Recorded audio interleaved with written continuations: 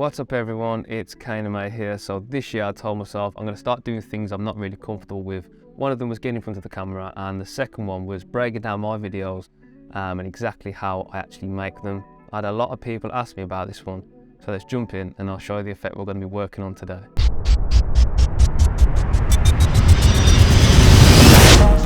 Right, so that's the effect that I recently did for China White and Chris Brown's After Party reel. So we'll jump straight into Premiere and I'll show you how you can create it for yourselves. This is the project file which I used for the China and Chris Brown reel.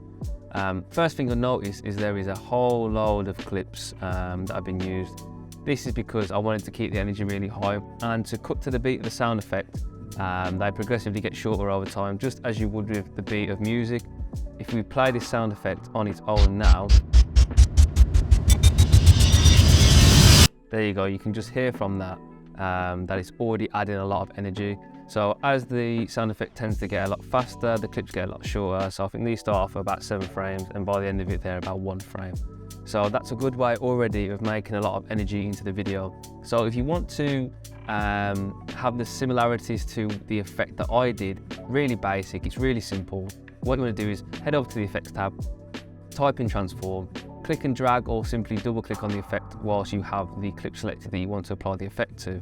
Now what this will allow you to do is transform everything to do with that image. So you can use the motion tab, however this does not allow you to add the motion blur, well in this case the shutter angle, forcefully onto the clip itself.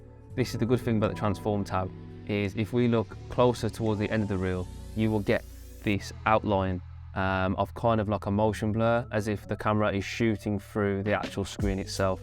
So the way that we do this and the way that we recreate this is literally keyframing the scale start and end position. So I start, and I always tend to start at a value of around 160. So if this value is a lot higher, then this will mean the clip is moving a lot faster through the screen, but that will also in turn create a lot more energy. So if you feel like it's lacking, crank that value up and it should have a better effect for you. So I tend to keep this at around 160. Then I will go to literally the end of the clip and I will keyframe another position. This one is set to 116, but you can move that to whatever you deem to be the best for your video. Now the shutter angle is what allows you to have that motion blur around the edges or around the video itself, because it's like the camera is actually moving instead of just doing it in post. So I usually keep this at 180. If you crank this all the way up, it will add more blur, but 180 is generally a good starting place to create that. So all you want to do is literally keyframe the start and end positions for the scale on the transform tab for every single one of these clips. I tend to keep the values at the start and the end the exact same for every single clip. You can literally, if you highlight the transform, Command C or Control V and Command V onto the next clip, it will paste that as long as this clip is the exact same length. If not, just literally click and drag on the keyframe so it fits the timeline perfectly. And once you've done all that,